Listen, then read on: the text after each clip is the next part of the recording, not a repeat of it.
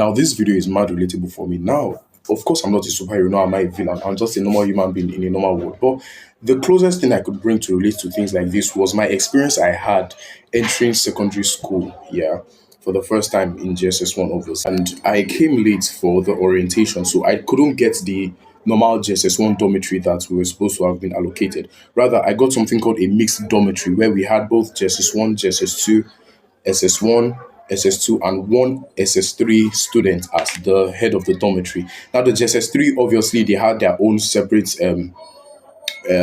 dormitory, and they were few in number because they were preparing for their junior work and such, and also SS3. So, the reduced number of SS3s and JSS3s was the reason why we couldn't get a proper dormitory. They couldn't get a proper dormitory, rather. So, now imagine a child that was just brought into the secondary school, boarding secondary school, and you know, our experience there is new.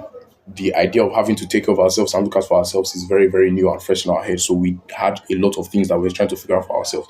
But the thing is, the amount of bullying we received. Now imagine sharing a dormitory with SS1 people that in their head they just got into the senior secondary class, so they deserve to exercise any amount of control they have over the junior secondary class. And that is coincidentally the time where, as a man, your testosterone peaks.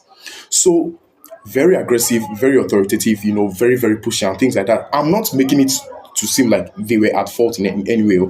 I'm still coming up to the lead of the story. Now, just hold on for a second. So, now, most of the times, we ended up being bullied.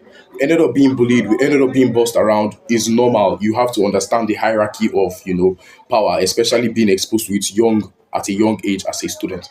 That was okay, but the bullying and all that was so excessive to the point that it was so common where you would have SS1s move from their own dormitory with their own bunks.